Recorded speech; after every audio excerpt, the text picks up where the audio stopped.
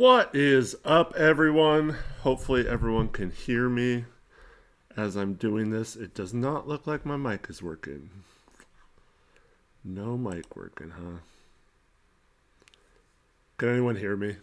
Is it muted? Oh, okay. It's working. This software didn't show it working, so thank you for that in chat. Welcome to the Postgame show. I'm Eric Brandt. Torrey Jones cannot make it tonight. He is somewhere down in California. I don't know if he's going to pop in chat, maybe. But he's on a little bit of a vacation right now, doing a road trip through California. So you just have me tonight.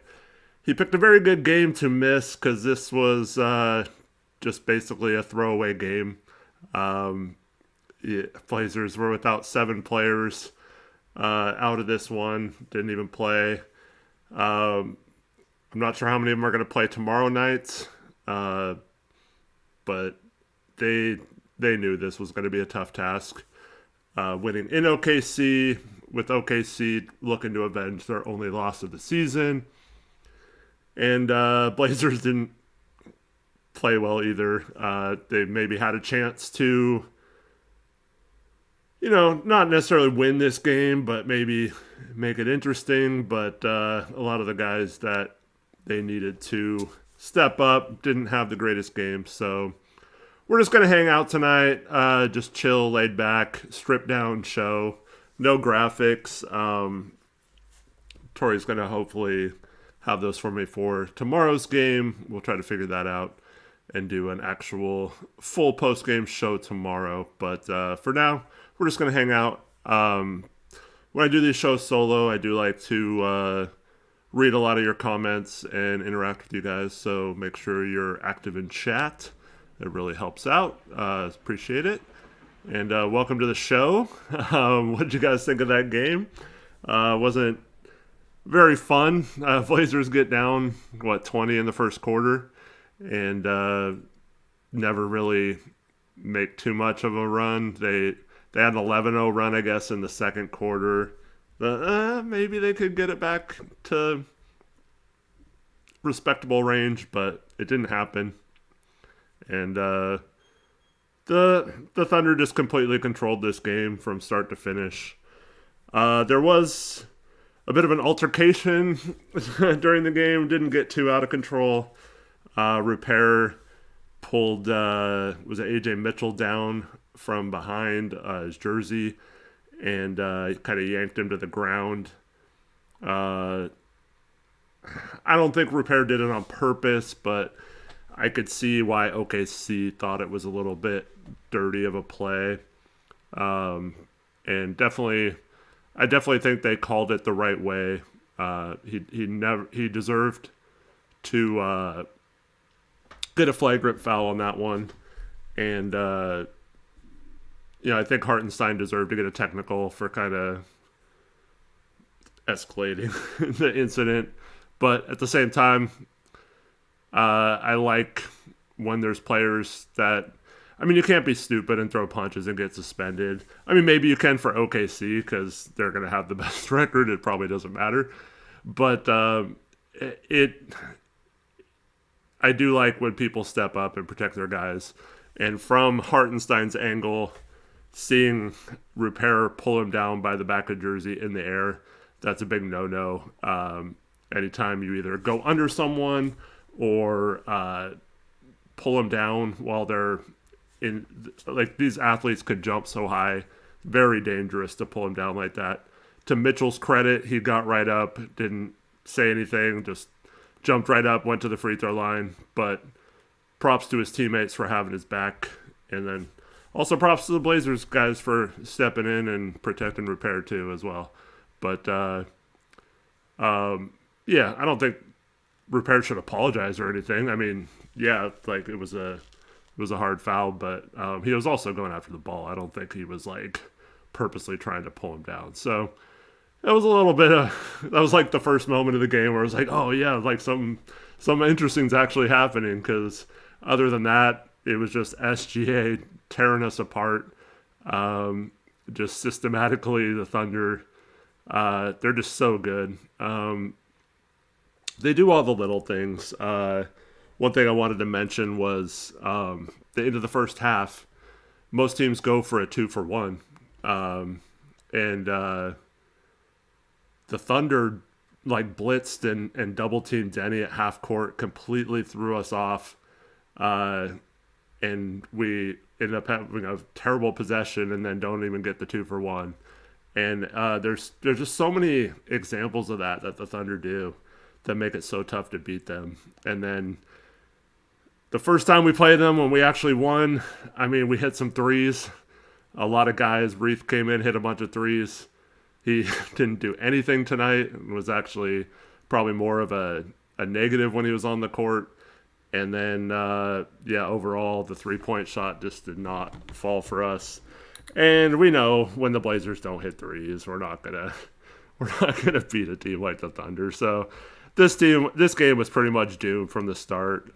Getting off to a bad start after the first quarter, being down, what was it, 21 or something like that. We're just not gonna win many games playing that way. So, and to be fair, they didn't have several key guys either in this game. So Denny can try his best to carry this roster, but he's not going to be able to do it night in and night out.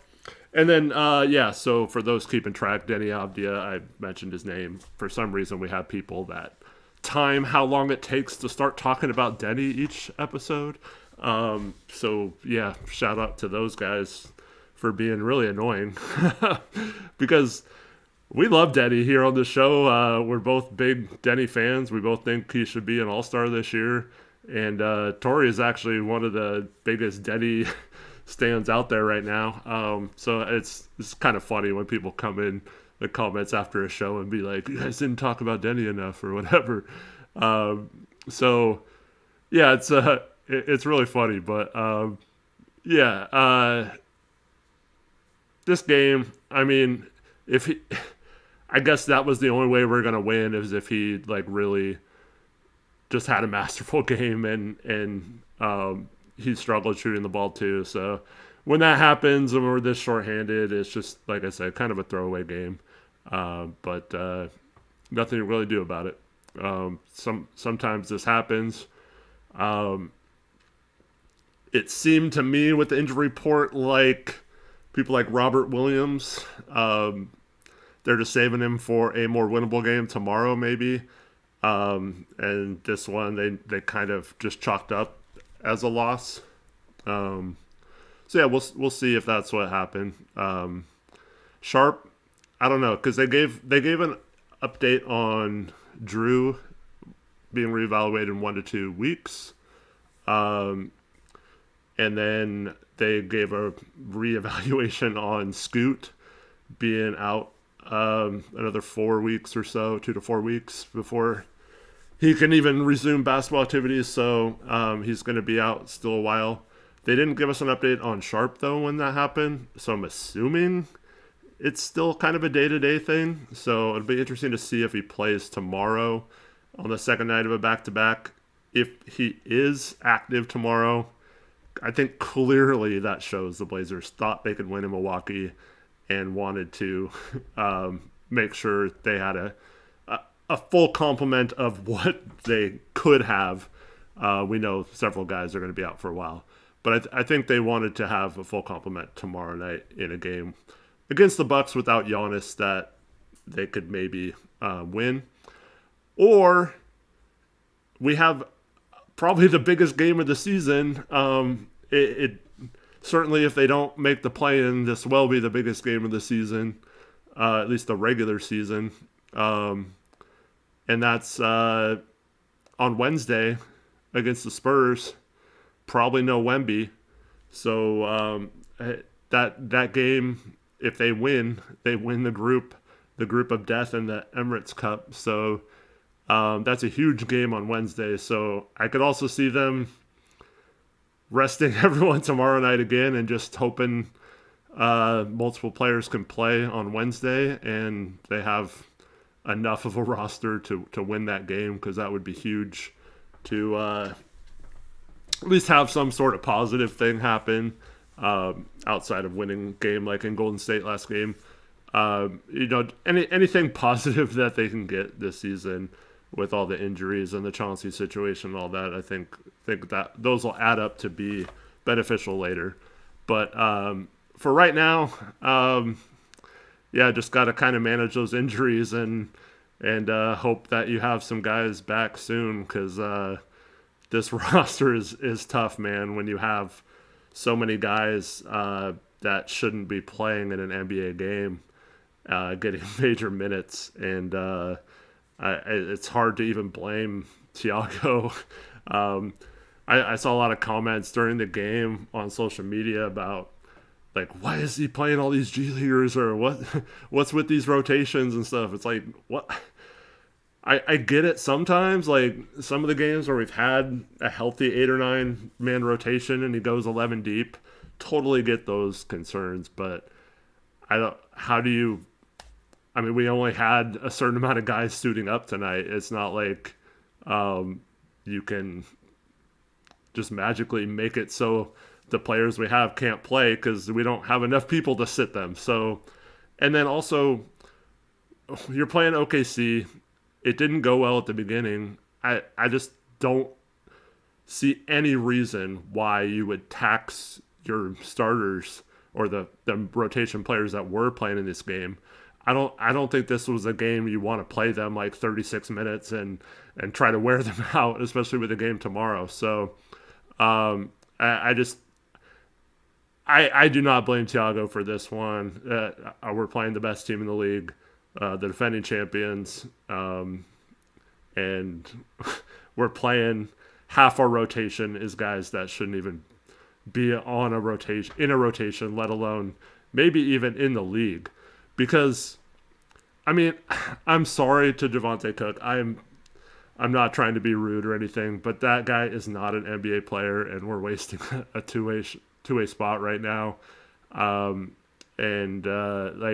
not get someone who can actually play or actually shoot the ball or something in that position?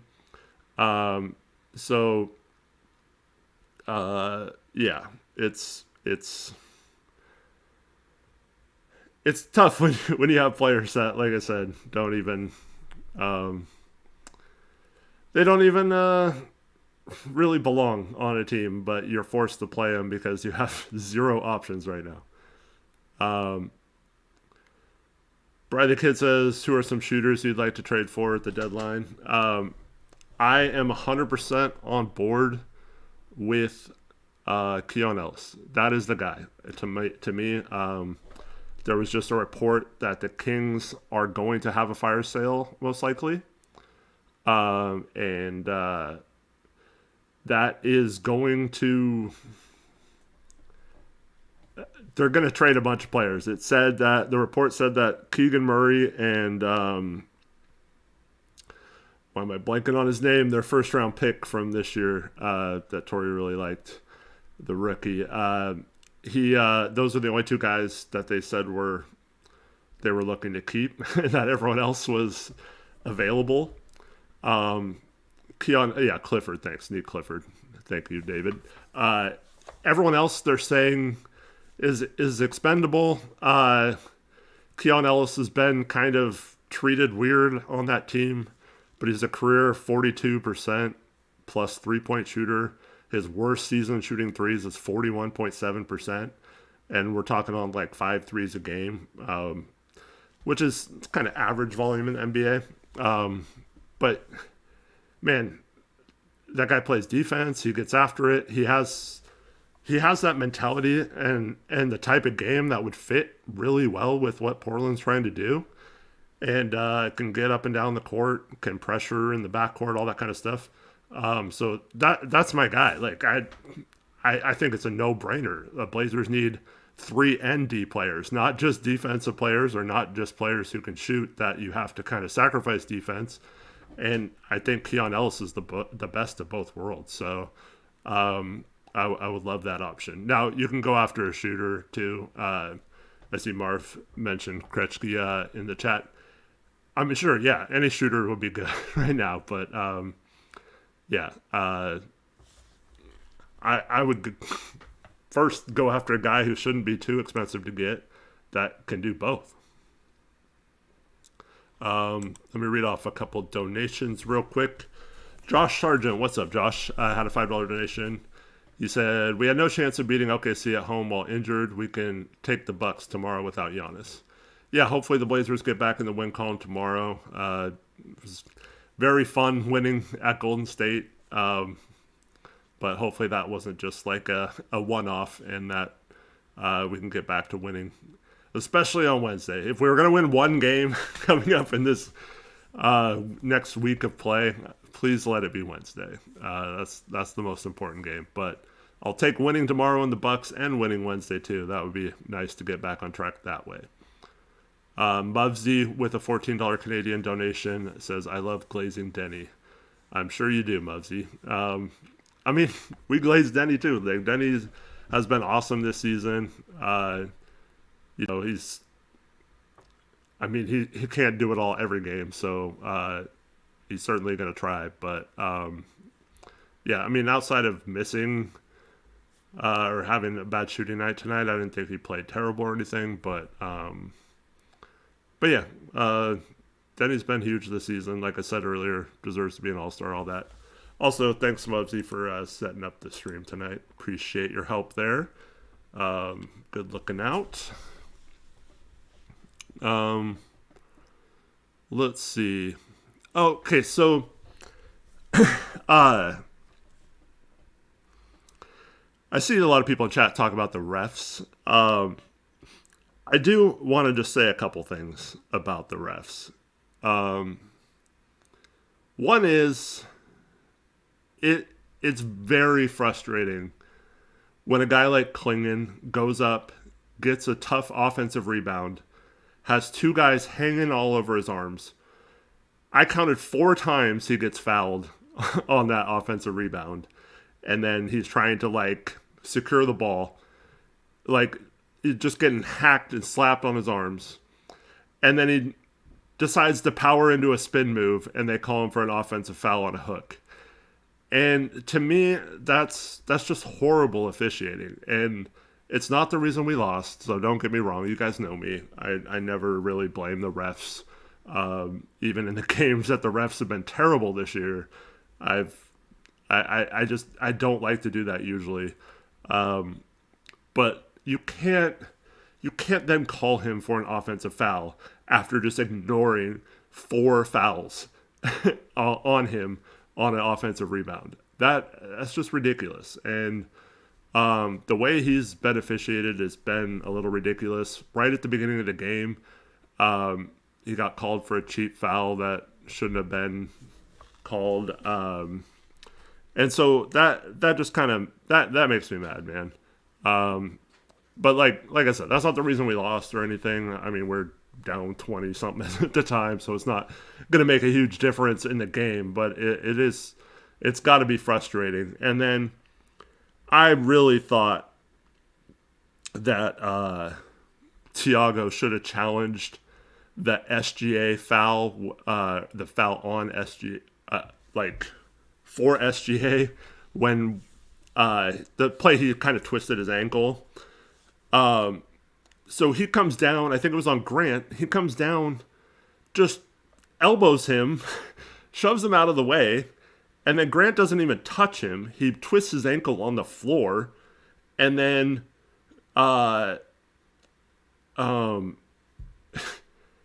there's no contact down below, 0. It looks like Grant misses him completely up top. And so, man, that I mean, like, once again, wouldn't have mattered because we were down by so much at that point. But I felt like that, you know, you're getting blown out. Challenge that call. Make the refs look at it and tell you to your face that SGA did not initiate all the contact. And Tori and I talked about this several streams ago, where there's plays where these players like SGA are just, they're the ones causing the contact. It's not the defender. And so I do feel like, and if you watch the Blazer broadcast, Lamar Hurd mentioned this, that during the offseason, I think that's getting to the point where they might have to take a look at how some of these fouls are generated and kind of reel it back to helping the defense a little bit. Because when you just go down and then stick out your arm and shove someone and then create space that way, and then you're getting the majority of the foul calls for yourself, not against you, that's ridiculous, man. Not why we lost by any means, but man, I really thought Thiago missed a golden opportunity to challenge. We know he's been pretty brutal with his challenge decisions this year since he took over. Man,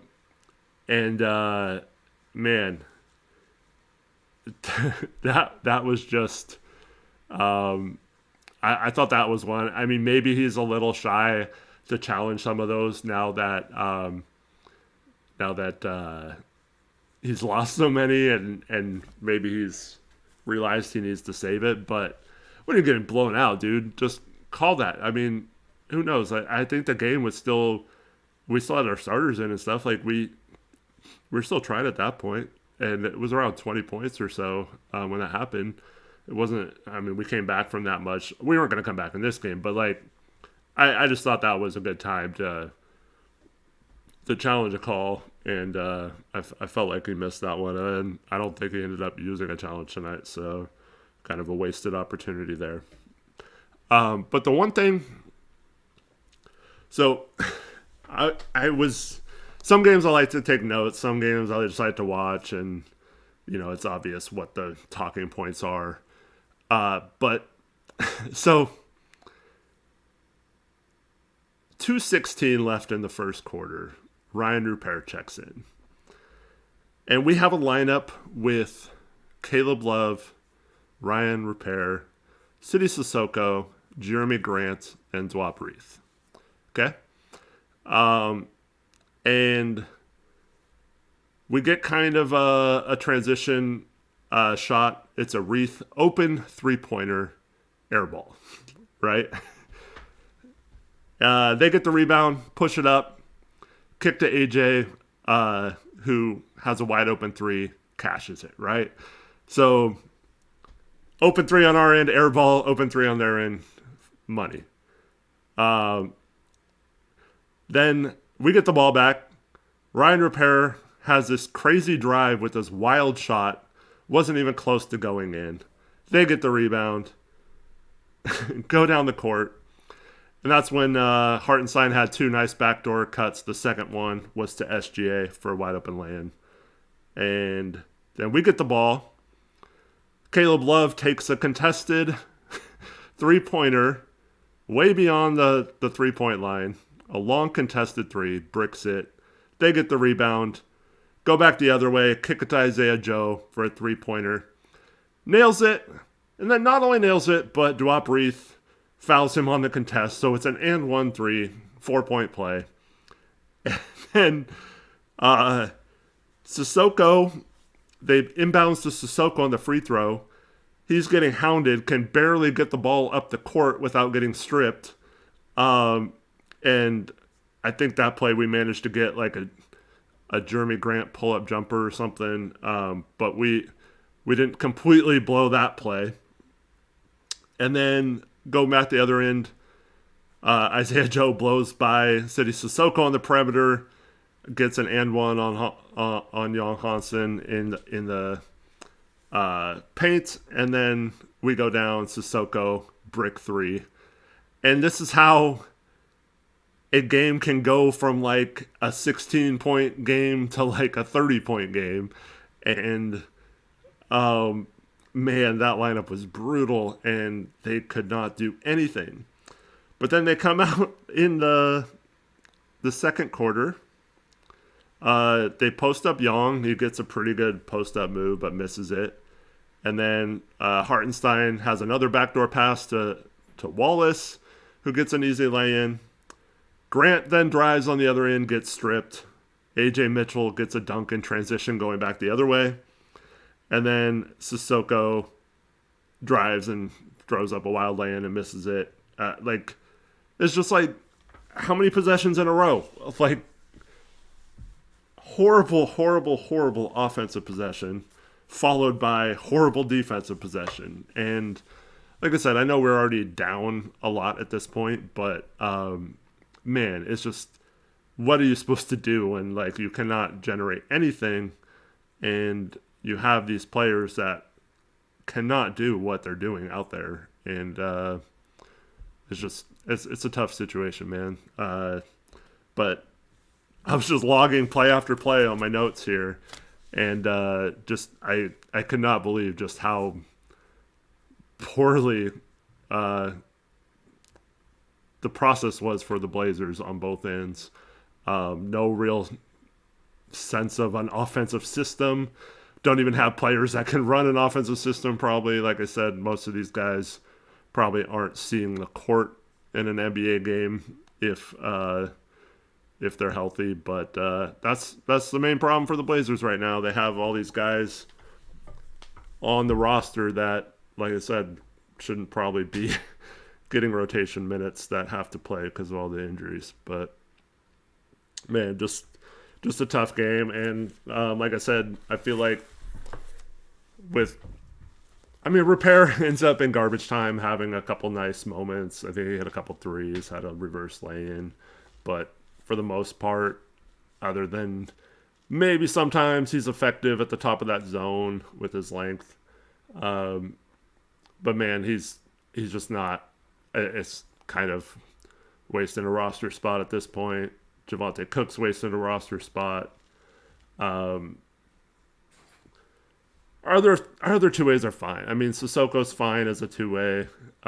We shouldn't be counting on him to play as much as he is. That's for sure. And that's, once again, not necessarily his fault, but he shouldn't be playing the minutes he's playing in an NBA game. And then Caleb Love, came off that huge game last game and followed it up with a dud tonight. He had a couple of moments, like that lob pass to Young Young actually got up and threw down an alley-oop dunk. That was cool. But yeah, just too many guys who can't consistently give you good minutes, and like I said, Love is up and down. He's gonna have games like this. He's gonna have games like last game. We mentioned this last show. It's very much like Delano Banton on that end. Yeah, Dylan Jones currently can't play. He's ineligible to play for the Blazers unless they sign him to a two-way. So, I don't know. Maybe he's not willing to sign a two-way. I mean, that could be possible. I don't know why he wouldn't. Don't get me wrong, but if he signed a two-way, the only thing I can think of, if he signed a two-way, he would then be controlled by the Blazers. If he is on the remix and not signing a two-way, he is free to sign as a free agent with any team. So maybe he's holding out hope that someone actually signs him to an actual roster spot instead of just going up in a two-way. But at some point, you would think, you just want to get back in the NBA and play some games. And there's a really good opportunity for whoever's on the two-ways right now with all the guys hurt for Portland.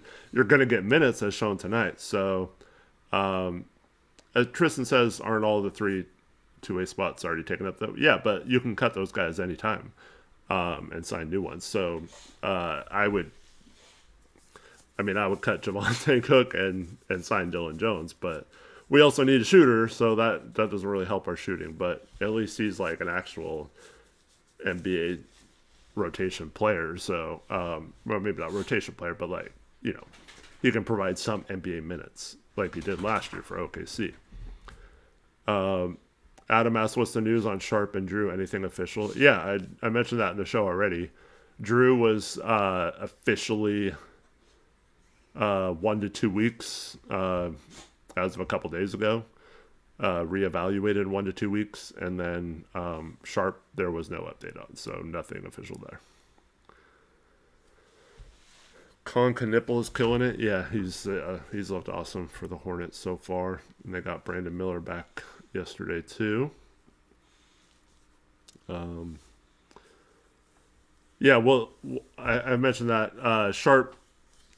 It'll be interesting to see if he plays tomorrow. The fact that they didn't include him with the injury updates, to me, has to mean it's not super serious. But man, I don't understand why the Blazers have to keep the injury updates the way they do. It seems very secretive at times. Doesn't seem like they really want to provide much information. But yeah, I don't know. Maybe they're putting him on ice for Wednesday. Maybe they're waiting a few days to see how it responds to treatment or something. But yeah.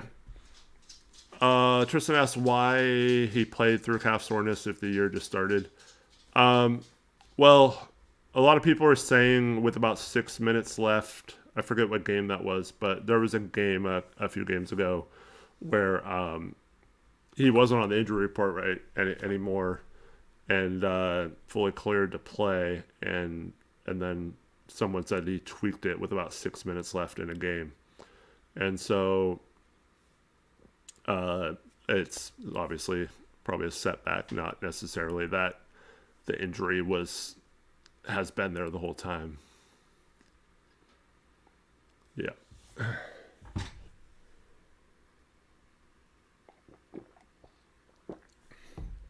Trying to learn to ask, do you think they're quiet tanking?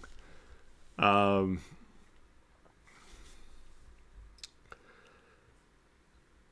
don't. I'm trying to think of how I want to word this. I don't believe they would just outright tank or quiet tank this early in the season.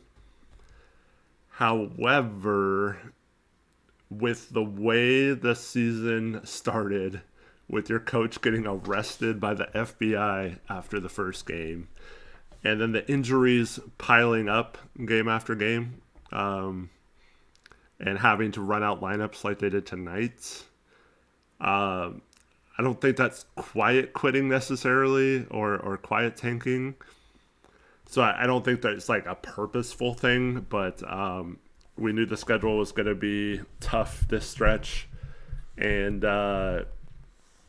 so, man, I don't know what you do, right? They could be trying to win this game all they want, but they're not going to win this game, if that makes sense. So, they could have the greatest game plan, the greatest coaching, and unless Love and Sissoko have similar games like they did last game, every game, and Denny just completely takes over, how are they supposed to win this game? So, yeah. But even after saying all that, I could very easily see them say later in the season or in their exit interviews after the season's over, just say, we were hoping to make a playoff run early or heading into the season, and it all just kind of derailed with his injuries and now the Chauncey excuse. So I feel like they kind of have that in their back pocket to excuse whatever happens this season. Hopefully it doesn't come to that. I mean, the Blazers, despite all this, they're still right there for the play-in spot. And if that's their stated goal, they're still right where they want to be. And you get Scoot back at some point. You get Drew back. You get Sharp back. I think you're fine. They'll probably, by default, I think they're probably going to be fighting for that at least 10th spot most of the season, because I don't see many of the teams below them. The Clippers could get it together. Harden's doing his best to keep them afloat right now. The Grizzlies at some point, I guess, could get it together. Now that Edey's back, they've been playing a little better. But I had someone tell me on Twitter that the Pelicans were going to make the play-in. I just have a question for chat. How many of you think the Pelicans are in prime position right now after their start this season to be in the play-in? Is that completely foolish, or do you guys kind of agree with that the Pelicans could sneak back up there? I just thought it was a it was a really funny argument, and I get kind of get the logic. So the logic behind this person was that the like teams like the Jazz, maybe the Blazers at some point, um, but like a lot of these teams that are maybe going to tank are going to start losing games, and teams like the Pelicans are going to pick up a bunch of wins, and their younger guys are going to get better as the season goes on, and then so they're going to win enough games to make the play in because they're going to beat a bunch of tanking teams while they don't care about tanking because they are trying to win, so because they don't have their pick, so they're not trying to make it look like they gave up the number one pick for Derek Queen. So, I mean, I get the thinking, but I don't think they're good enough to, even if they're trying to win games, which they obviously are. I don't think they're good enough to contend for a play-in spot. So you have them. I think Utah. Who knows if they keep marketing all year? You know, there's been all kinds of trade buzz with marketing. The asking price on him seems astronomical. But we'll see if they keep him in the fold or they end up moving on from him and taking a huge rebuild package. But either way, with Kessler now being out for the season, I really think at some point they're going to pull the chute knowing that they are still in need of that like star addition. And this draft is loaded with potential stars, in my opinion. So I think they've had some pretty bad luck in terms of lottery odds not falling in their favor. Ping pong balls not bouncing their way. So, you know, Ainge is the type that will keep on trying, though. So I think at some point they're going to pull the chute. So what I'm trying to say is that the Blazers, by default, should remain at least in reach of a play-in spot all season. And so I think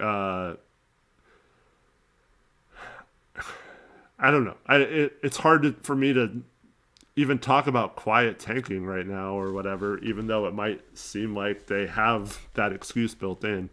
But it seems like it's right there for them to at least be a play-in team, even despite, you know, the struggles recently and all the injuries and all that kind of stuff. Because at some point you would think they would have a somewhat healthy roster. And we've been talking about this since the offseason. Add some shooting, add a couple more pieces at the deadline, or a piece or two at the deadline. And I think this team should be a play-in team still. I fully believe that this roster, especially with how bad some of the bottom teams in the West have been, I think it should be a play-in team. And I think it's a failure of the season unless they pull the chute completely because of more injuries. But if they get guys healthy and they don't make the play-in with the way it's lining up for them right now, with if after this stretch, how the schedule kind of lightens up for them. They have a month with a bunch of home games, stuff like that. I really find it hard to believe they would play so bad that they can't make at least the 10th seed. Tristan thinks they're going to be the 8th seed.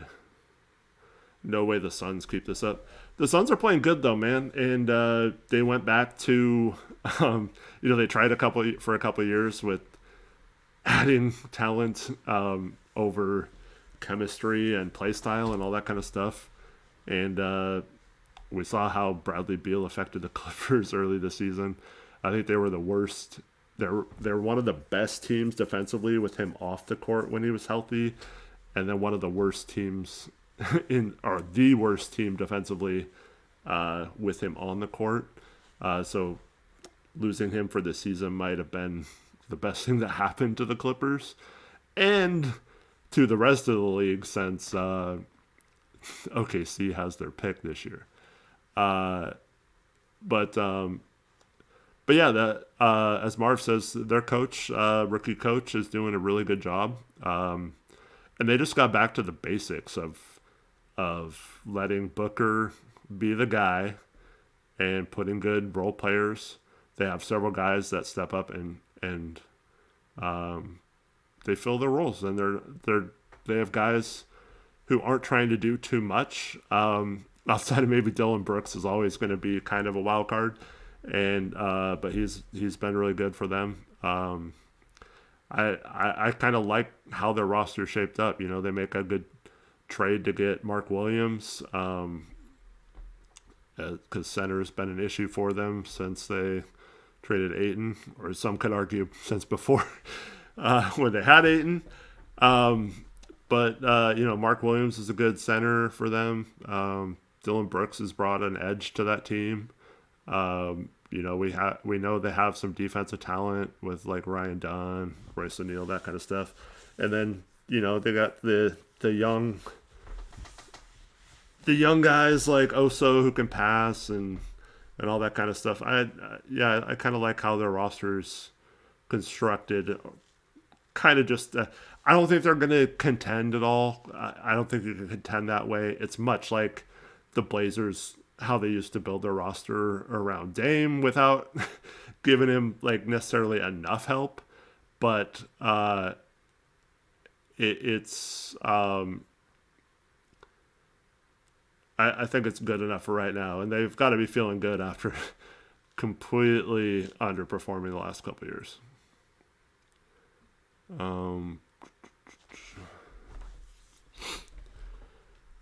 Let's see. Isaac says, Eric, should we look for a certain trade? What certain trade is that? I already mentioned my favorite trade target is Keon Ellis. He only makes $2.2 million. I feel like you could trade Repair or Chris Murray and just throw a bunch of seconds at them. And you gotta wonder if they would trade Keon for Chris Murray straight up if they want to keep Keegan happy there. They paid him a ton of money, so yeah. But yeah, I don't know if you're talking about a specific trade or not. Elizabeth Allen says other offers will be better is the issue. Well, so if you say that means you think another team's giving up a first-round pick for someone who's not even playing, really? Yeah, Keon's going to be he's going to be a target for a bunch of teams, but I'm just saying, like, I'm just wondering, because I really don't see a team giving up a first for him. As good as I think he could be in the right situation, I mean maybe a heavy protected first, but it just seems like that's not really.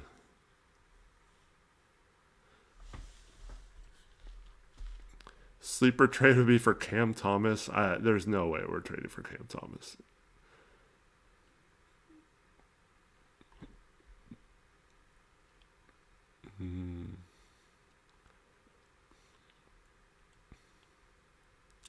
Yeah, I just gotta hope that someone.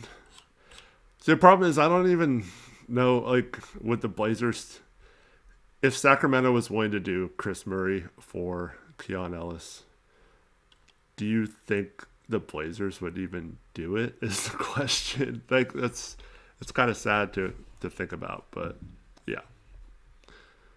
I did not see an answer from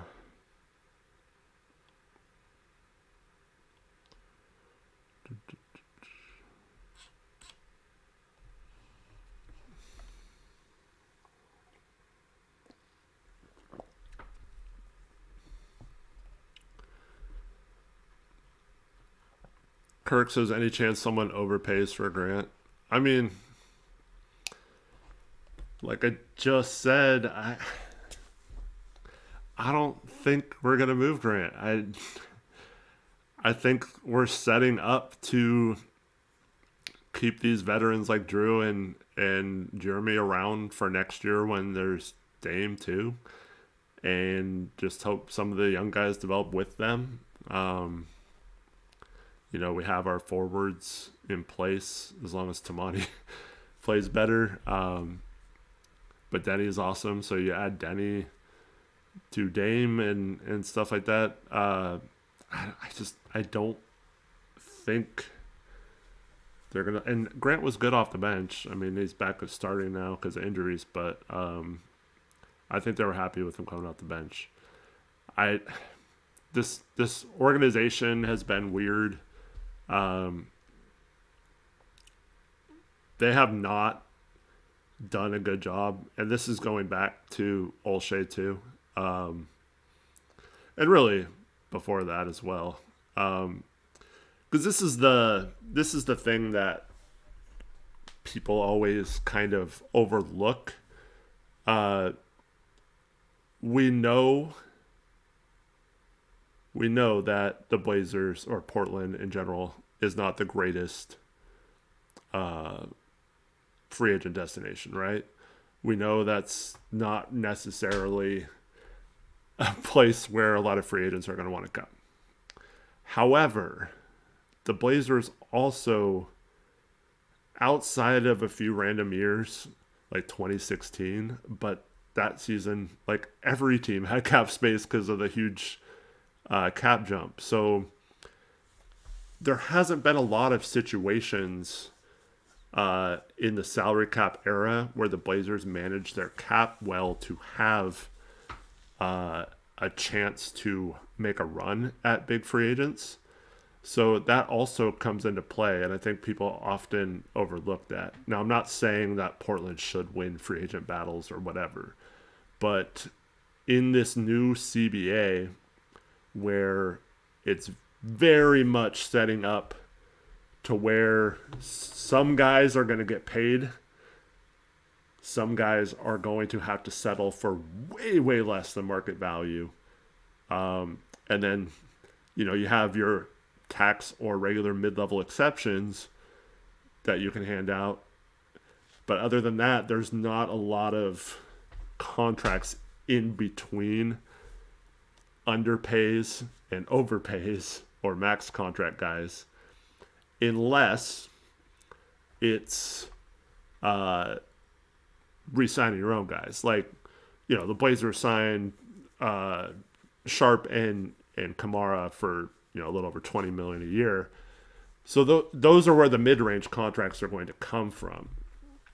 So my issue with the Blazers has always been that they haven't set up their cap well to potentially, like, if the mid-level exception is $13 million next offseason, like, oh, well, we can offer 17 or 18 million to a free agent, So I think that comes into play a little bit. So I don't necessarily think that they couldn't make a run at a free agent, but in my mind, going back to the original question about Jeremy Grant, the Blazers don't ever really think of it in terms of that, like setting themselves up for a run, an opportunity cost to either take on an on-balance trade and getting draft capital and then using that capital to make another trade in kind of a multi-step process, a creative way of maneuvering your roster and salary cap. It never really happens that way, in my opinion.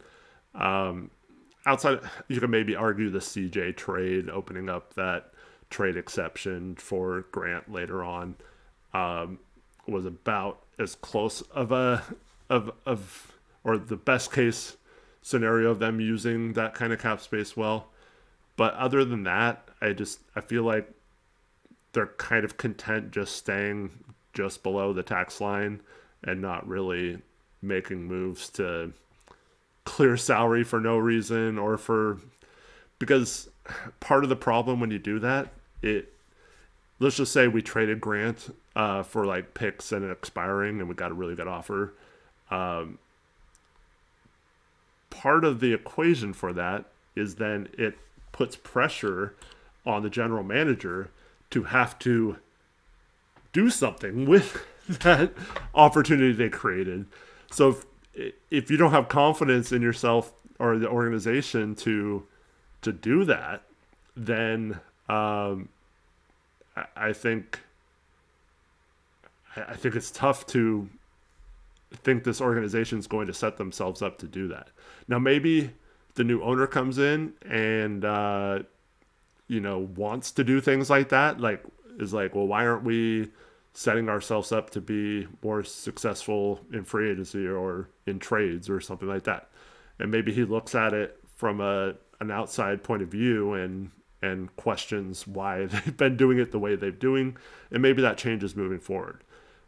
But to me, and it, this is based on, stuff like rumors and intel and things like that as well. But like to me, it really seems like when they made the trade for Drew Holiday, and then they got Dame later on, all those guys. I mean, Dame can opt out after 2 years, I think. So, but he's technically could be under contract for 3 years. But all those guys have 3 years left on their deal, and it really feels like those three are kind of a package together. And like it or not, I feel like the Blazers are going to try and win next year with Dame, Drew, and Grant, and then Denny and Tamani, Klingon, and then just kind of fill in the roster, Sharp and Scoot, obviously too, and then just kind of fill in the roster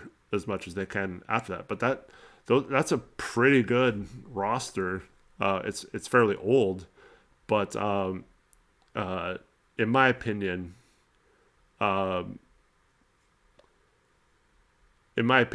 it's a case where I think the Blazers are just content with not moving Jeremy, because I don't believe they think they can make a move that will lead to eventually having a player that's better than Jeremy Grant in that position. And like I said, that might be kind of a scared approach, and like not having that unknown of what you're going to do to fill his void. But I definitely think that this roster and this organization is set up to kind of let the old guys have at least a year or two chance to see if they have anything left in the tank. And then you have the young guys to help maybe lower their minutes a little bit, make sure none of them have to get too taxed during the season. So I would, all that to say, I'd be really surprised if we even moved Grant or Holiday outside of either a no-brainer trade that helps both teams somehow and sets us up really well for the future, or just the bottom completely falling out on this team and just like maybe even like kind of a soft reset around Dame and Denny and something like that. But I still think that's further down the horizon if that even happens. I think this year, like I mentioned earlier, they're going to kind of use the injuries as an excuse and won't really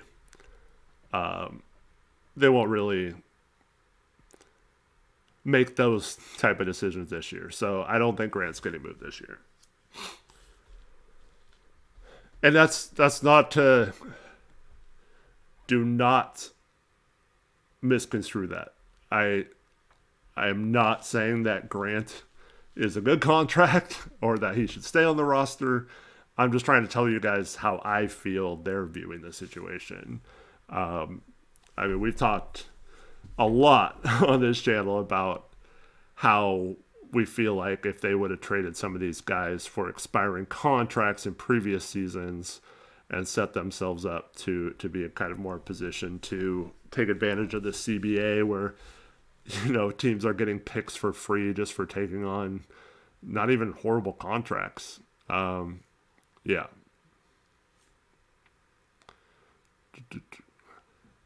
You're not building around 36-year-old Dame off Achilles. So maybe I misspoke, but I think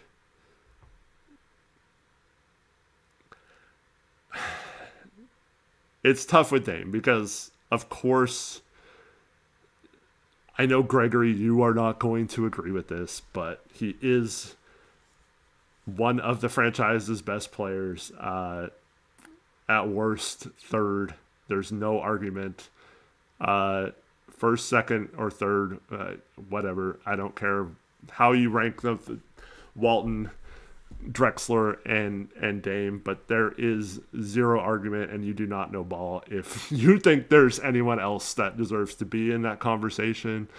But so I'm not saying that the Blazers are 100% committed to building around Dame. I think this time it's more of a piece.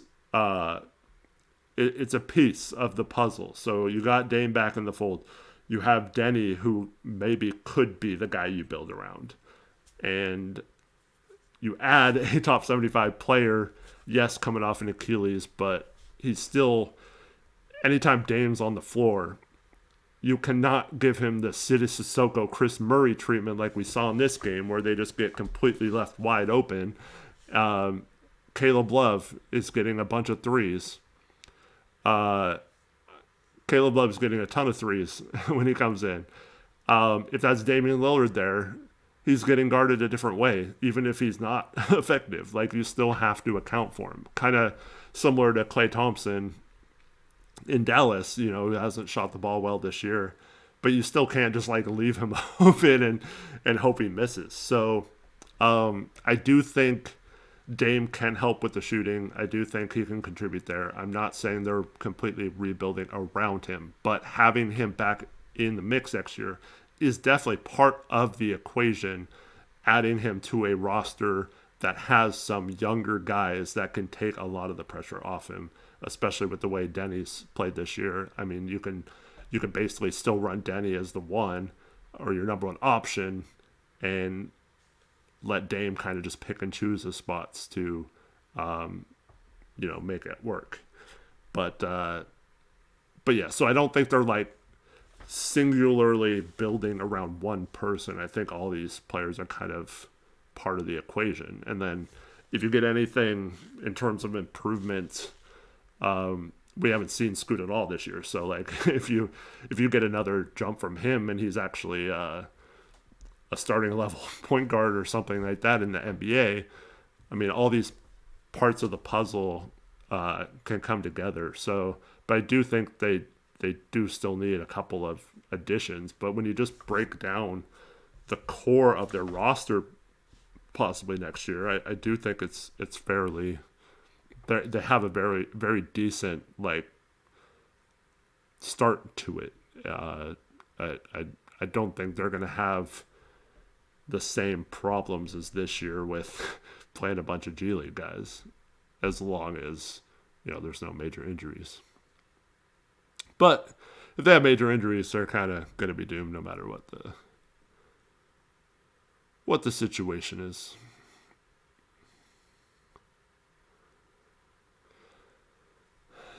Tristan asked, do I think Dame can transition into being a shooting guard and just have a shooter in your starting lineup with Scoot?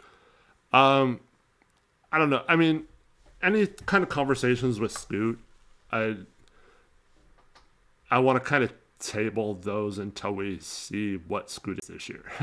I mean, if he looks... This offense is tailor-made for a guy like Scoot to come in and at least show what he can do. Now, the assist numbers might not be there because, as we've seen with Denny, with his potential assists compared to actual assists, I think I think you're looking at a situation where he might make the right play every time, but it might not result in that. So I want to see more just how Scoot's process is and how he looks in terms of, is he making the right kick out plays. And then next year, you got Dame, you got hopefully Sharp figures out his shot at some point.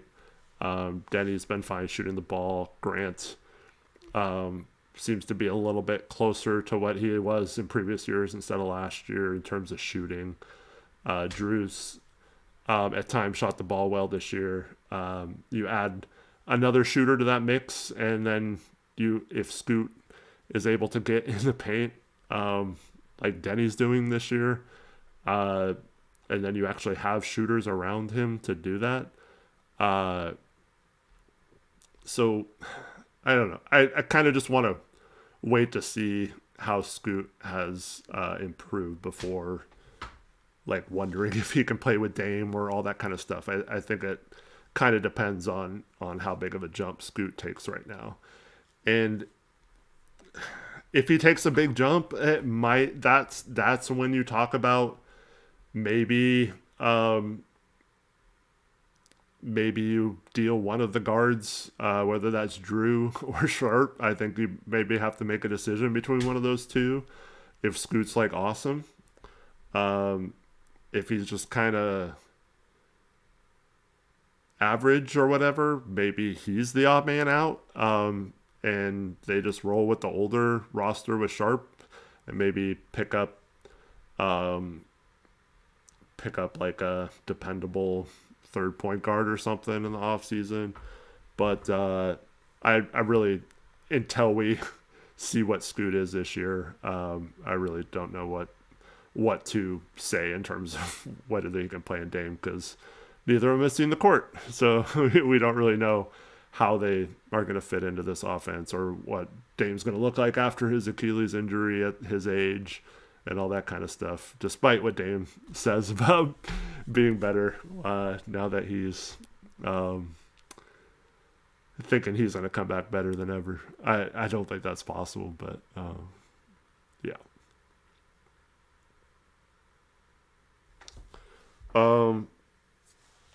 Yeah.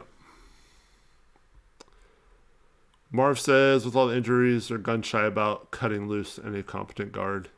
Yeah, I mean, that might be the case too. Maybe they just keep all of them and just try to kind of figure out what to do. That might be it. Shout out to MGJJ0926 with a $10 donation. Thank you so much, man. Good job, Eric, tonight being solo. I think the Blazers stay competitive this year and hope to make the play-in. Yeah, I agree. I think you just got to kind of stay afloat. Certainly the game against Golden State helped. If you can have some more performances like that. I think making the cup, getting out of that group would be huge for morale. I think they need that win. Just kind of give this team a boost. I thought the Golden State win was a good boost, but unfortunately, this is probably the worst possible scenario coming off that win in Golden State, was to have to go to OKC, them pissed off that you came back and beat them earlier in the season. Otherwise, they'd be undefeated. You have so many guys out. This was just the absolute worst possible scenario if you were trying to build momentum from Golden State. Because even if you played, even if they played the best possible game tonight, I still don't know if they win. It'd probably be a close game, but they might not even win, even best case scenario if you just look at the rosters on paper tonight. That would have been a tough task for any team. So I feel like that was kind of a bummer to have to play them. And then on top of that, you have that back-to-back game tomorrow. So you have to kind of manage whether you want to go hard after this game, knowing it's probably an uphill battle, or if you want to kind of put all your chips in tomorrow's game instead. Or, like we talked about earlier in the show, do you want to put all your chips into Wednesday? Because that's more important than any of these three games. So I Wednesday for the cup, for the group cup, if they win, they are the group winners. In what everyone agreed was the toughest group in the NBA. So I think I think it's just a bummer that the Blazers finally have a win they can feel good about, have some positive momentum, and then boom, you have to play OKC. Now you have to go back to back tomorrow night. You have all these injuries piled up, 7 people out, and Donovan was questionable heading into this game. And so just they can never seem to get that momentum going, you know. It just they always seem to get stunted by some sort of scheduling or injury or something. So just gotta hope they can keep their heads high and win that game on Wednesday. Because like I said, I just feel like mentally, confidence wise, that would help them out so much. Just thinking that they won that group, and give them some positive momentum. But even with all that said, like I mentioned, we're still right there in the play-in race. Like we're still there. Let's see what the standings are. Take a look at the standings real quick.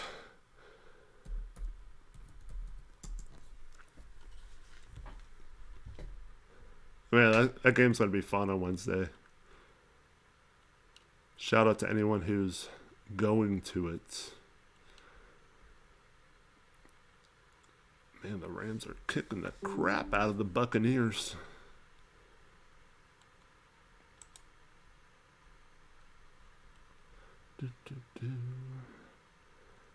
All right, so yeah, Blazers 7-10, but they're in 9th place right now.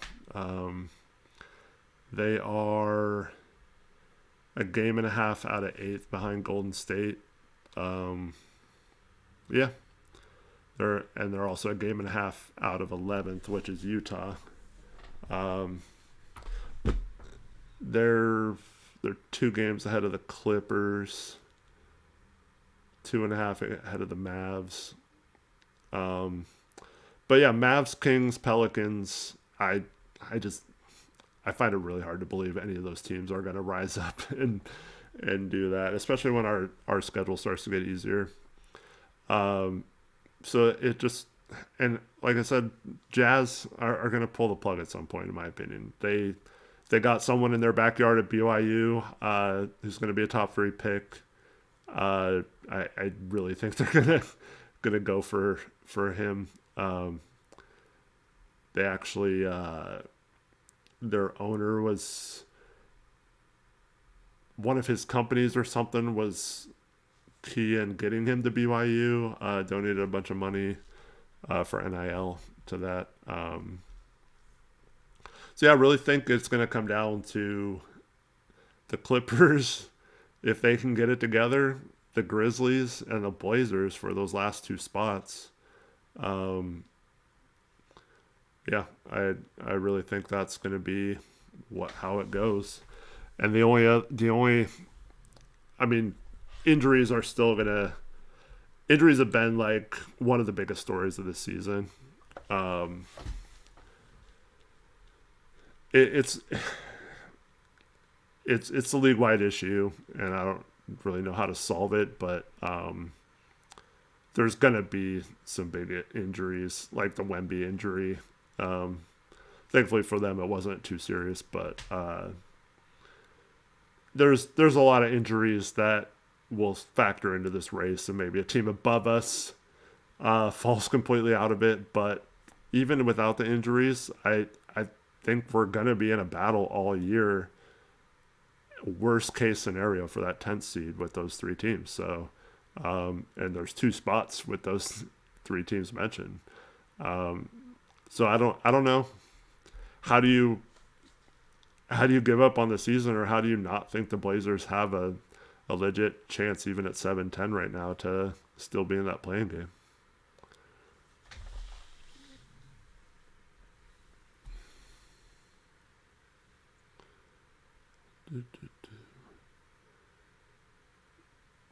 Injuries can only get better, hopefully. Don't say that. I'm just kidding.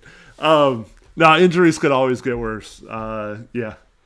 Um, Luckily, knock on wood, Denny's been very durable. Hasn't really had a serious injury in the NBA yet. I don't think so. Um, Hopefully, the way he's built will lead to him being a guy who can play consistently night in and night out. Um, yeah, I don't know, man. I think it always could get worse, but in the Blazers' perspective, I think they're set up to. They should get guys back versus losing guys, and if they're treading water with all these guys out, I think they'll be just fine when they get back, and I fully expect them to be in the play.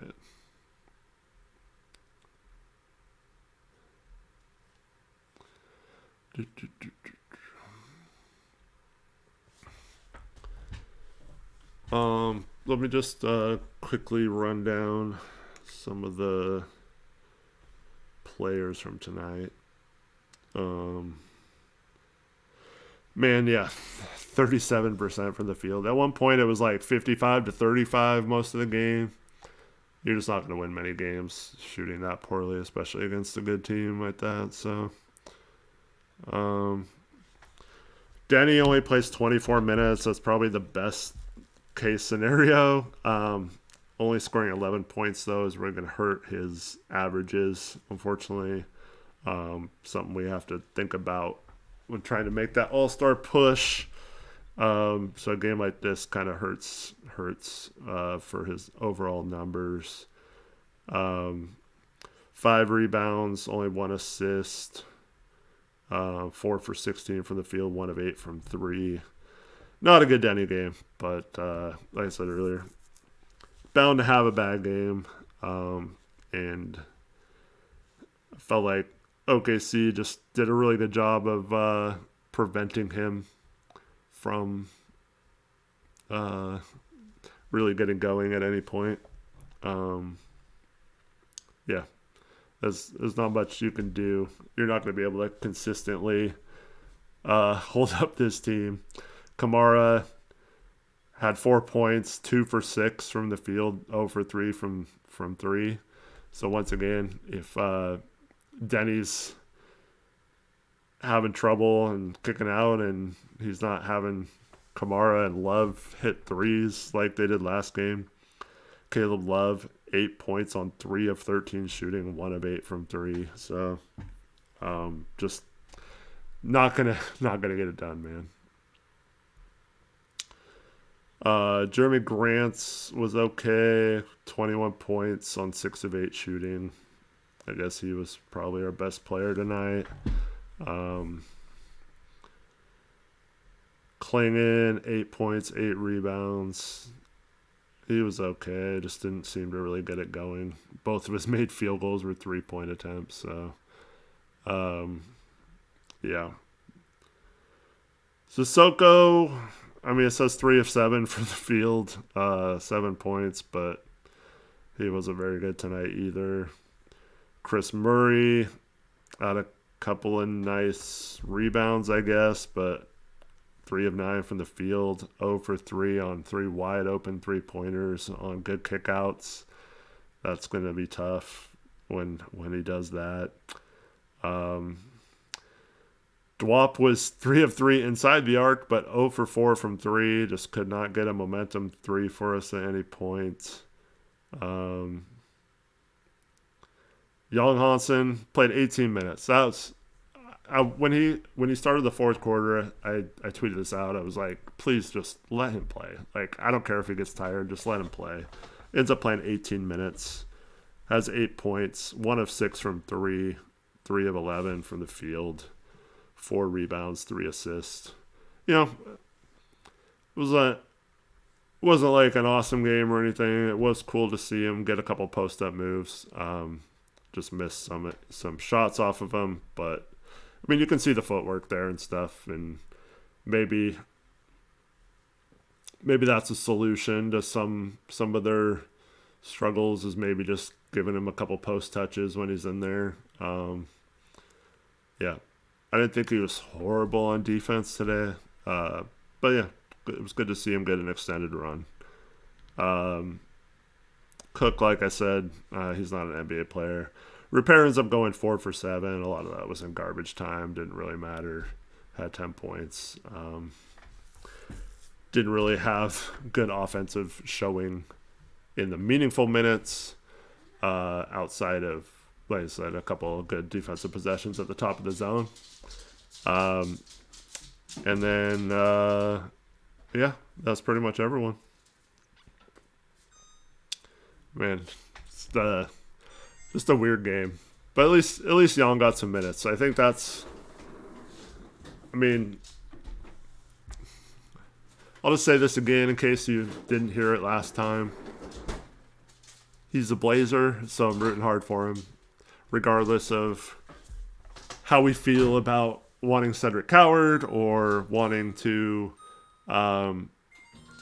make that draft have gone differently. You know, getting the Pelicans pick instead of the 2028 Orlando pick would have been cool, but can't change any of that. Young Hanson's a Blazer, rooting for him, and hope he turns out to be the pick of the draft and all that. But it still seems like that's a long way away for him. But all that being said, it was good to see him get some minutes tonight, extended run. I'm never going to be mad at seeing him play if it's not like a situation where it costs us a game or something.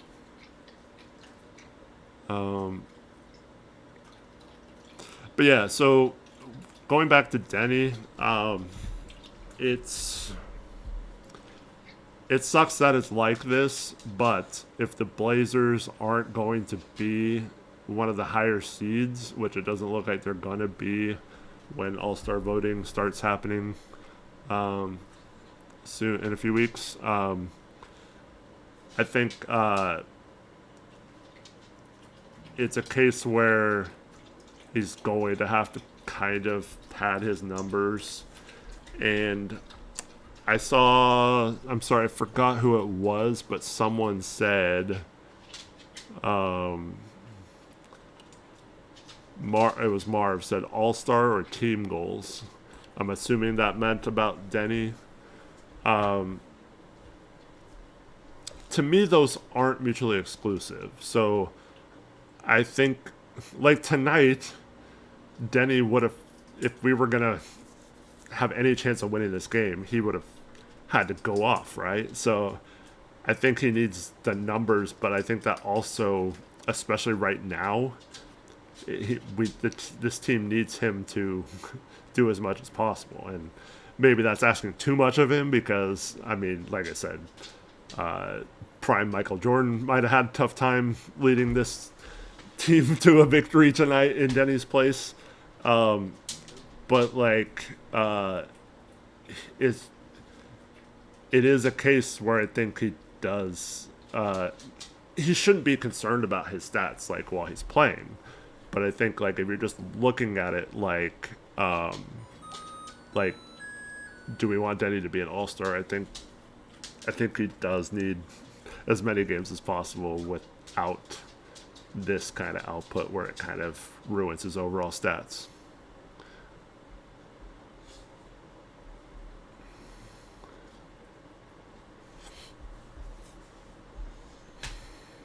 So Adam Smith says that I thought Kamara missed a lot of threes also, but I said he was only 0 for 3 from 3.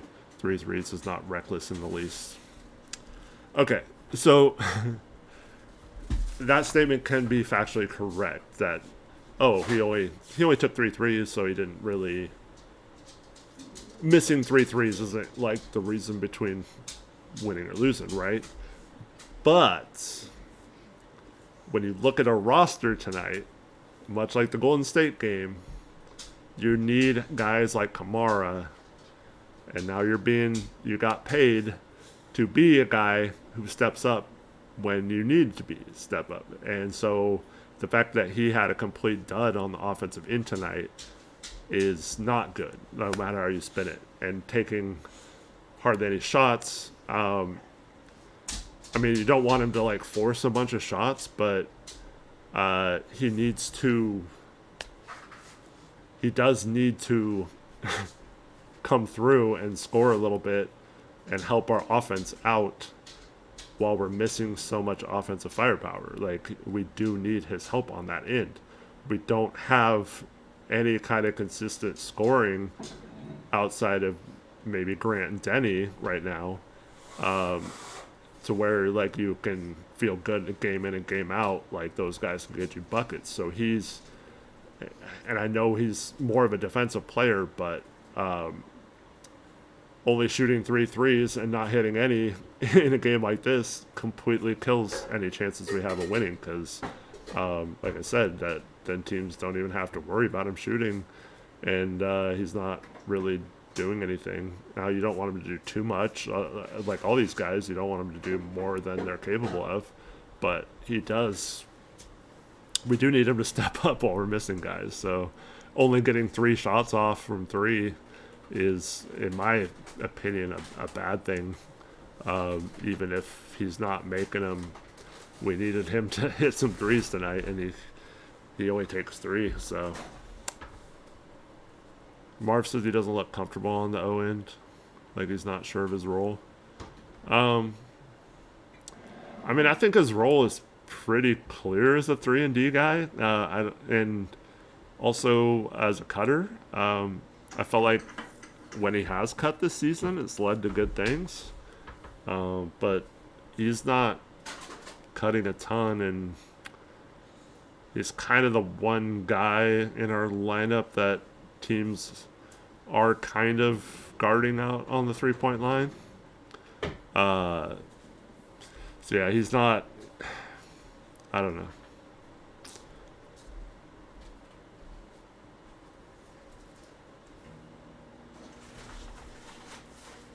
He's got to hit threes consistently. He's got to.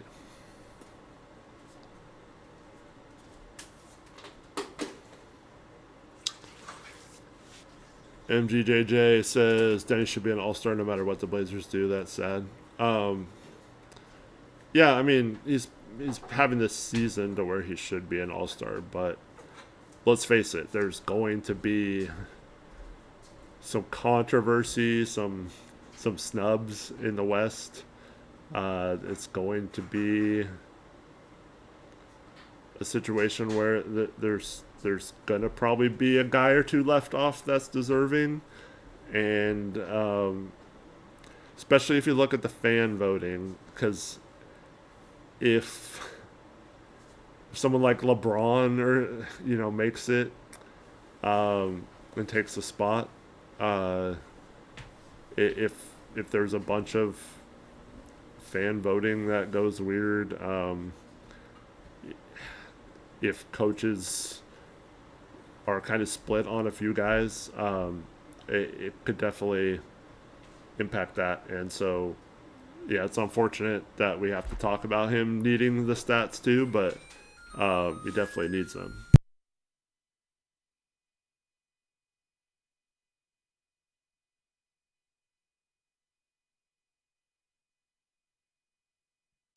So yeah, game tomorrow night in Milwaukee. Be going up against the Bucks without Giannis Antetokounmpo. Should be a fairly good game. We know they got Miles Turner at center now. They got Ryan Rollins playing some great basketball. Him and Denny, 2 of the front runners for most improved player, along with several others. Like we talked about last stream, Jalen Duren, to name someone else. This should be a really good matchup. How we can contain Rollins is going to be key, and yeah, should be a fun game. Unfortunately, it's on a back-to-back with an injured roster on yet another road trip to Milwaukee after just going on a long 5-day road trip, coming back for 2 games, and then having to hit the road again. It's got to be tough on this team right now with the injury situation and stuff on top of that. So just got to find a way to bring it tomorrow night and kind of grind their way to a win.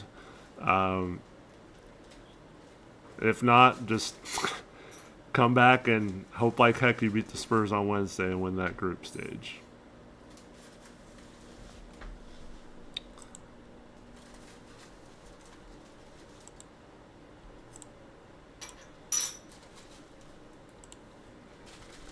All right. Does anyone have any questions in chat?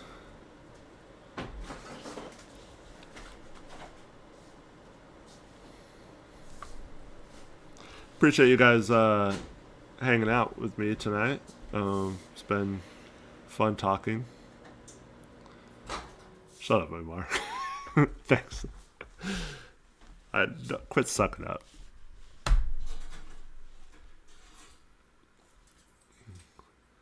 If we lose against the Spurs, do we still play on December 10th?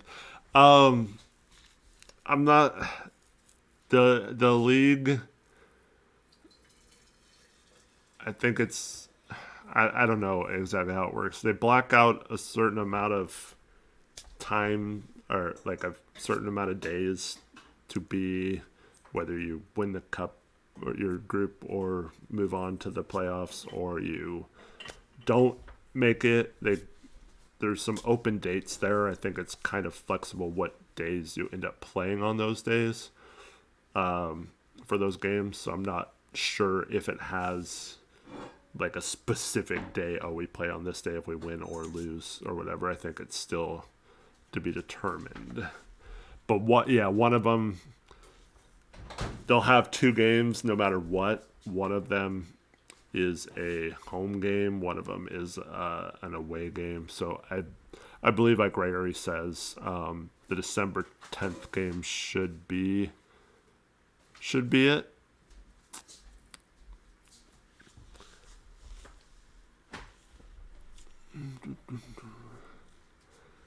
And yeah, Torrey's going to be gone tomorrow night again. He's actually going to be at the 49ers Carolina Panthers game tomorrow night. That'll be fun. So maybe we'll see him in chat telling us how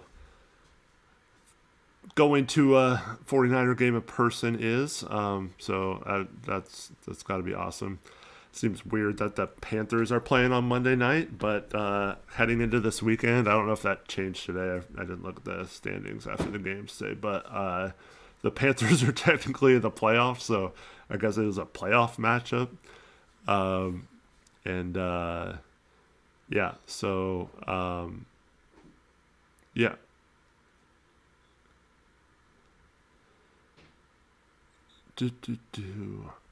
So yeah, just to pull back the curtain a little bit, I did ask several people if they wanted to join me tonight, including Stephen Vaughn, but he said he was unavailable today. Yeah, so unfortunately, wasn't able to do it. I think that would have been kind of fun for you guys to see him and I chat. I really like Stephen. I know it seems like we have differing opinions on a lot of stuff, but I respect him a lot. So, yeah, no issues with him. Fellow old baller like me. Tori's still a younger baller.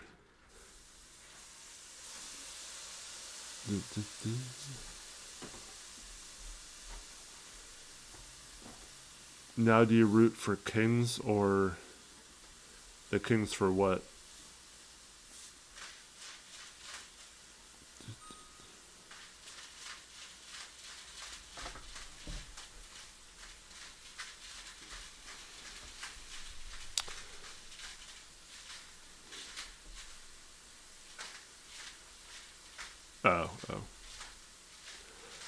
Oh, yeah, he's possibly on Wednesday night, possibly going to the Kings game. I forgot who the Kings are playing, but yeah, might get to see the Kings light the beam. Suns, yeah. Oh, okay.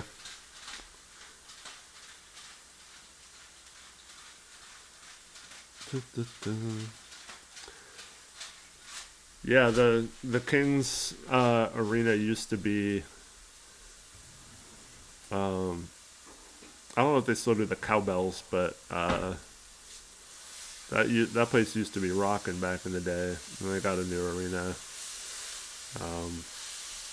It's still pretty good. Like the year they made the playoffs, that place seemed insane in terms of just vibe and stuff like that at the arena. Like I said, all the light, the beam stuff. So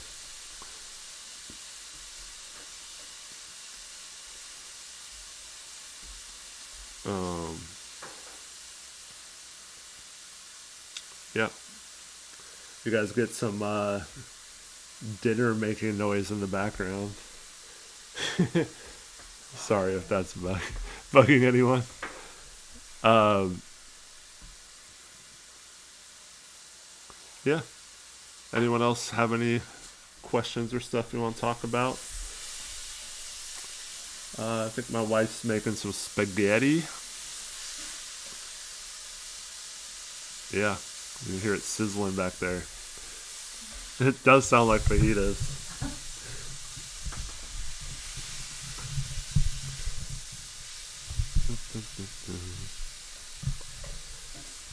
You think we end up trading Kamara? No, I do not.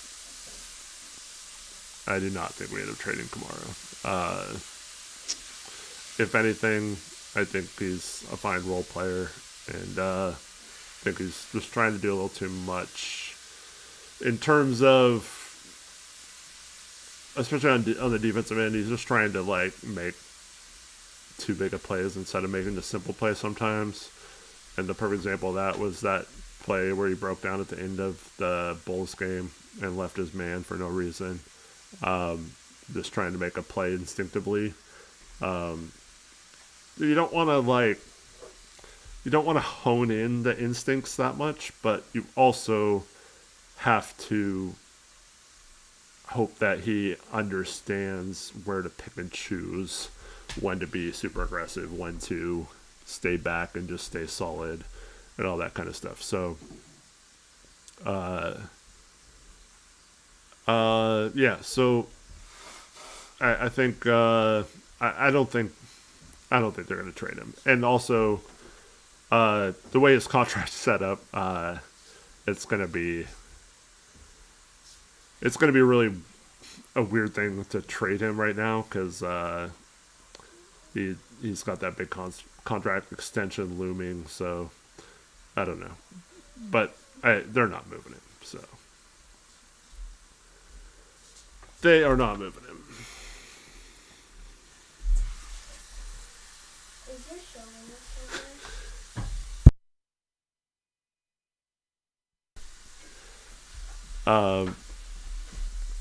What's the latest on the ownership change? There's not really any news for that other than it's still on track for around March to be resolved. So until that happens, yeah, they're supposed to take over in March. It could be sooner if they get funding faster or something, but as of right now, it looks like March or something, which is after the trade deadline. So yeah, we'll head into the next off season probably with new ownership, unless something happens between now and then.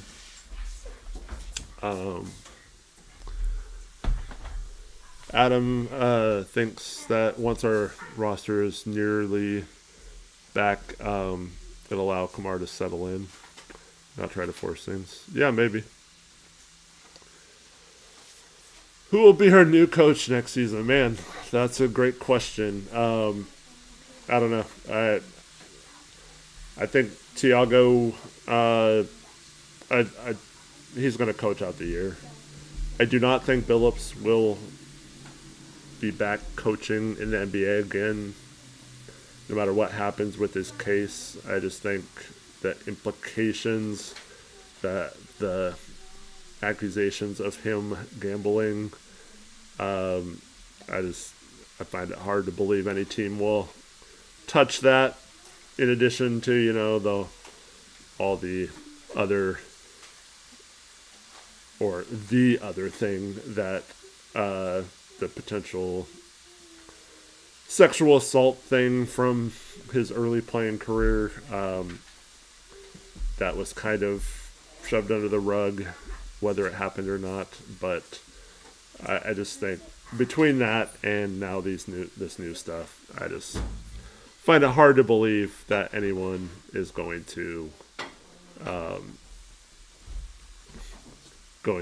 allow him to run their team again. Yeah. So it won't be Billups. I think Thiago has a chance to win it, depending on how he kind of handles this situation the rest of the season. But I don't know what's going to happen. I haven't gotten a good read on Dundon yet, whether he's going to look to clean house when he comes in, what his thoughts are on Cronin and the front office as well. Could be a situation like I believe, someone can correct me if I'm wrong, but I believe what happened in Carolina is he gave their current staff, both coaches and front office, like one season to kind of show them what they were doing, was questioning them all season and stuff, and then didn't like what they were doing and cleaned house the following off season after he came aboard. So I don't know if that's going to be similar to what he does here, like give them a chance to kind of prove themselves. But this also is a situation where, with the coach being up in the air, he doesn't have to wait a year, obviously. So he could just come in and demand that they hire a new coach right away. I don't know, man. I still think a lot of that has to do with what Thiago does. I think he definitely will be considered if he finishes out this year strong once he gets some guys back. And yeah, many people mentioned that the Chauncey's court appearance is tomorrow, so we'll see him. He's going to plead not guilty, according to reports. So we'll see what happened. There's just in terms of Chauncey, I gotta believe at some point he'll cave and rat out bigger fishes in order to skate himself. It's also kind of dangerous to do if it's the mafia that's the bigger fishes, but I don't know. Something tells me he's gonna save his own skin at some point and go the Gilbert Arenas route and become an informant or a snitch or something. And yeah, so I fully expect him to give them some sort of information or something that allows him to take a lesser sentence or possibly get off of what he did. But I still, no matter what happens with that, there's no chance that he's back. I don't think you can come back from that into the NBA. We've seen too much with that gambling stuff. Jonte Porter. I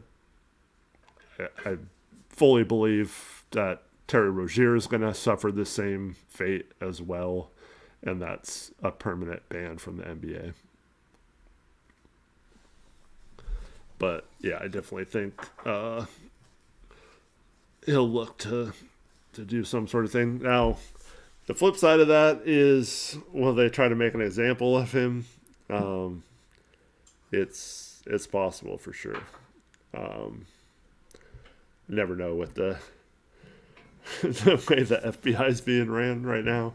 Who knows? Maybe they want to fry all these guys and give them as much of a penalty as possible. But would I have liked to keep CB even if none of this happened? man, I don't know. Like, it fully depended on if he was able to fix his shortcomings this season. And I don't believe he was going to. I don't think he was going to. So it didn't seem. I mean, the team has improved, of course, but that's also because the personnel has improved and some of the players have made improvements. Now, you can give Chauncey some of the credit for that, but I still don't believe their either defense or offense was going to be good enough to warrant him getting more years than this is going to be his fifth year.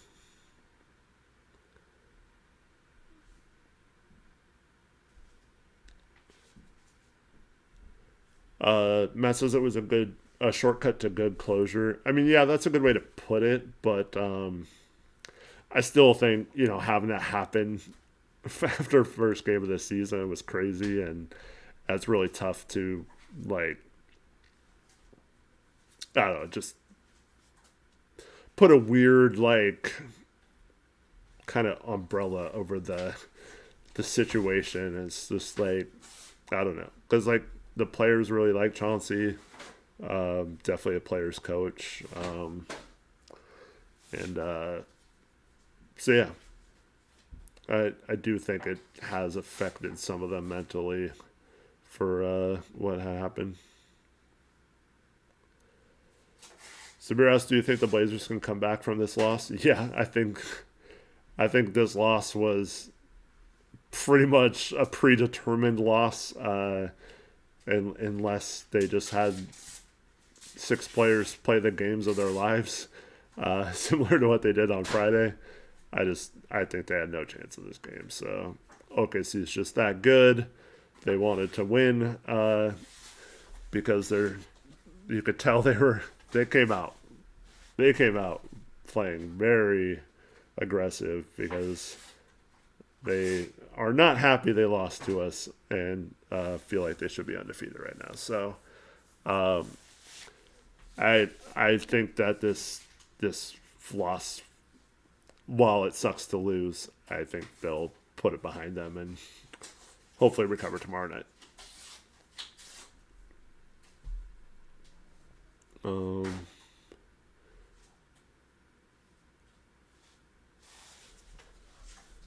Lewis Allen says the NBA has done a masterful job at hiding the Kawhi scenario. Yeah, it's weird though, watching him play and stuff. Eventually they might need to void his contract, and I don't know. It's weird that they haven't really. It doesn't seem like they care to make that investigation go too quickly, like you said.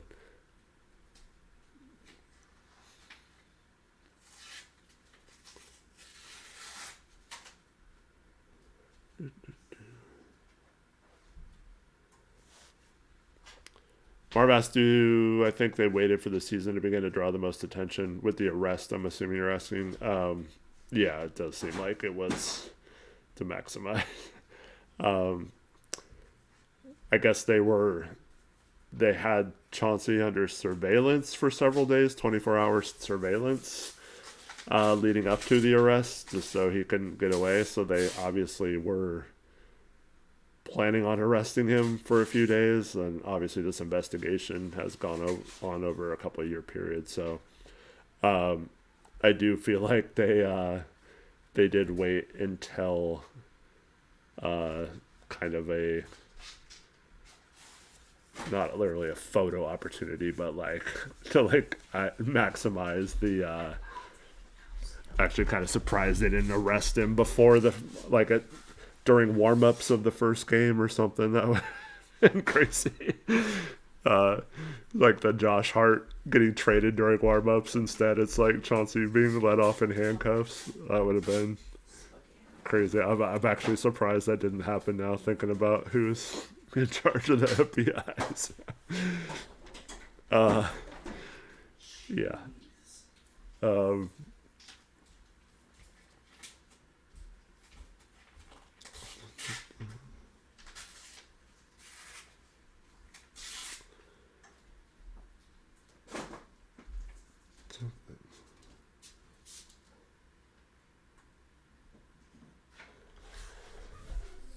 Yeah, and I know it's not every case, but usually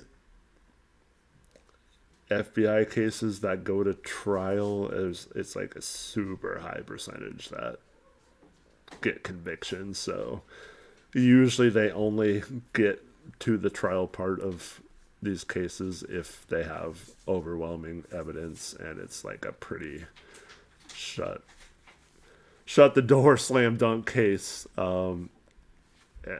So that doesn't mean every case turns out that way. Obviously, nothing is 100%. We saw Diddy get.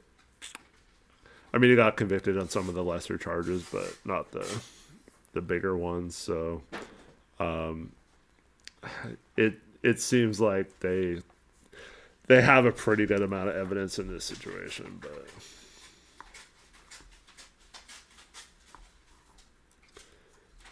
yeah, and just the circumstantial evidence, in addition to like whatever physical evidence they have via text messages and phone calls and stuff, but just the fact that Chauncey was known in the poker world for like these games being rigged, um, and then the lineup of how the inside information into like people being out of games or pulled out of games or the starting to tank and stuff. I mean, it's not just like made up information that actually lines up exactly with what happened with the Blazers that season 2 years ago, so or a year ago, or no, it was the Dame year, right? So 2 years ago. Yeah.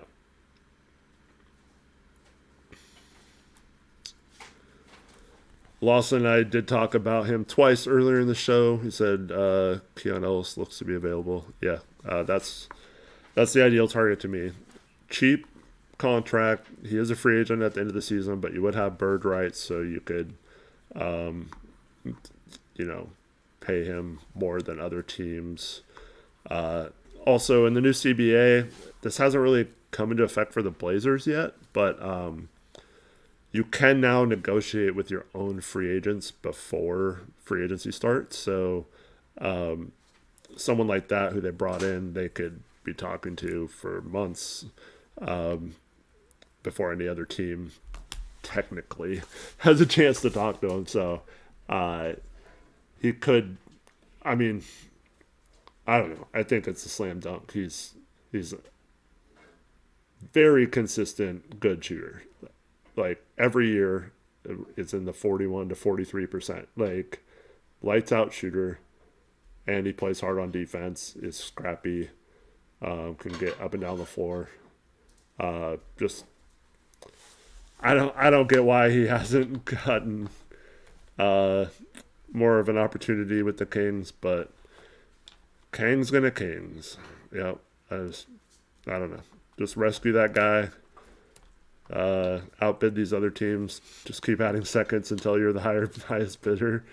Hope like heck they want Chris Murray to keep their big priced guy Keegan Murray happy, and yeah, go from there. They done broke the beam. Yeah, they really suck now, and it's stupid, man. They they really messed up the Fox trade because there were, including San Antonio, I think would have given them more draft capital if they didn't want, um, they didn't want win now players, but to give up getting more picks because you wanted to bring in Zach LaVine when you already had DeMar DeRozan. You saw those two have very mediocre success in Chicago with like kind of a play-in ceiling. Yeah, it's just a situation where I don't understand. If you're going to trade Fox, you hit the rebuild button. And the only reason they didn't is because, you know, they went that what was it, 16 years or something like that without making the playoffs, had that super long drought. And that's why they were going all crazy with the light to beam stuff in 2022 when they made the playoffs. But yeah, you got to do what's best for the organization. And it certainly was not bringing in Zach LaVine, who's a fine player, but like you're not going to win a championship with LaVine and DeRozan at this point in their careers. It's kind of a weird fit with Sabonis. And then, Keegan Murray's been fine, but it's not, I don't think he's like a great player, like, especially with that big contract kicking in next year. So, I don't know, just a weirdly constructed roster. And they don't play Keon Ellis at all on top of that.